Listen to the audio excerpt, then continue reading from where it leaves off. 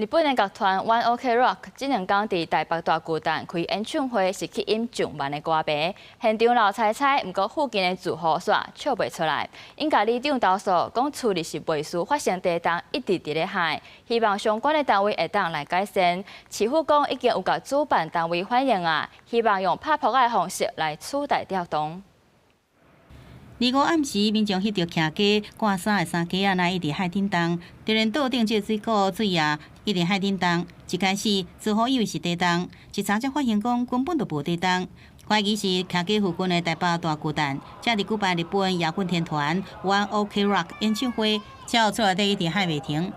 感受上大概是2级地震的那种感觉，它持续时间是很久，至少是数分钟起跳，不知道到底要不要有什么避难措施。附近住户讲，演唱会引起的这海顶动，会感觉无爽快。当地里长讲，这摆海顶动比2004年张惠妹伫台北大巨蛋演唱会还佫较害。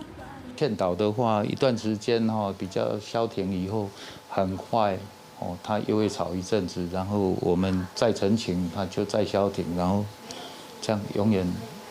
没有一个尽头嘛。台北大巨蛋附近的里长讲，已经甲周边的5个里长斗阵向台北市府提案，希望台北市府对每场的演唱会，莫阁用讲的也是牙白款的方式，立时明确定出一个管理规范。即刻要求远雄转资主办单位落实以拍手取代跳动之作为，今天将派人力现场确认执行情形，以降低对社区之影响。One OK Rock 2、6暗时伫台北大巨蛋要进行第2场的演唱，主办单位也加派卡手卡入现场，深受落实，用拍扑啊来代替跳叮当。歌迷讲会配合，也毋过难免有点败兴。真的尽量，反正有时候克制不住，我也是没办法。安怎互歌迷会使进行看演唱会，伊阁袂互演唱会成做当地民众噩梦，就看台北市政府安怎来用艺术解决办法咯。记者综合报道。